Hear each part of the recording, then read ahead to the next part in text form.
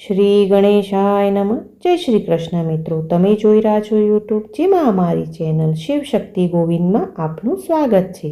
આજે આપણે આ વિડીયોમાં ચૈત્ર સુદ 13ને દિવસે કરવામાં આવતા અશોક ત્રિરાત વ્રતની કથા અને મહિમા વિશે જાણીશું. આ વ્રત કરનારે 13ની સવારે સ્નાન કરી વ્રતનો આરંભ કરવો. તે 3 દિવસે પૂર્ણ થાય છે. 3 દિવસ ઉપવાસ કરવા. આ વ્રતનો આરંભ અશોક વૃક્ષની છાંયડીએ કરવાનો છે.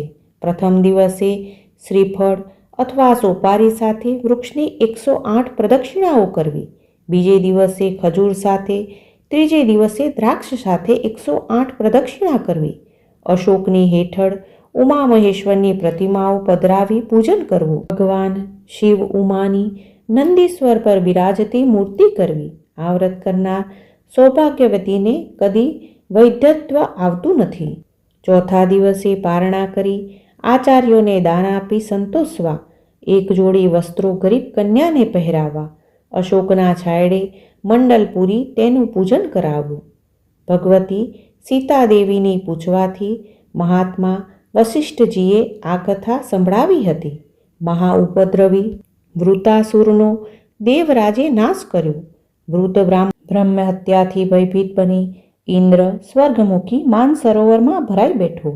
દેવોએ સ્વર્ગમાં દરવાજા આસન પર નહુષ નામે રાજાને બેસાડ્યો. નહુષ ઇન્દ્રાણી પર મોહ પામતા તેણે બ્રાહ્મણની પાસે પાલખી ખાંધે ઉપડાવીને ઇન્દ્રપત્નીને મળવા નીકળ્યો. તેણે બ્રાહ્મણોનો શાપ મળતા ઇન્દ્રાસન ગુમાવી તે પામર બન્યો. આ મહાવ્યથાથી વ્યથિત બનીને ઇન્દ્રાણી ઉગ્ર તપ કરવા લાગી. કોઈ એક સમયે દેવગુરુ બૃહસ્પતિ તેમને મળવા માટે ગયા અને ઇન્દ્રાણીને દુઃખી જોઈ બોલ્યા, મહાદેવી, દેવરાજ માનસરોવરમાં વત્રવદના પાપે દીન બનીને રહે છે. તેમનામાં જ્યાં સુધી મૂળ શક્તિ ન આવી ત્યાં સુધી તેમને સ્વર્ગનું સિંહાસન મળશે નહીં. માટે તમે અશોક વ્રત કરો. વૃક્ષોમાં સર્વશ્રેષ્ઠ અશોક વૃક્ષ છે. તે સૌભાગ્યવતીઓની મનોકામના પૂર્ણ કરનાર છે. અશોક ભગવાન શિવનું સ્વરૂપ મનાય છે. આમ કહી અશોક વ્રતની તમામ વિધિ કહી સંભળાવી.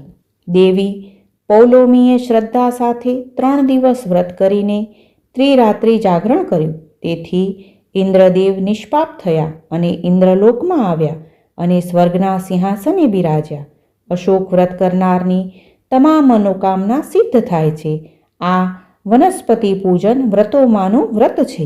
ત્વામ અશોક હરાભીષ્ટ મધુમાસ સમુદ્ભવમ પીબામી શોક સતપ્તો મામ શોક સદા કુરુ.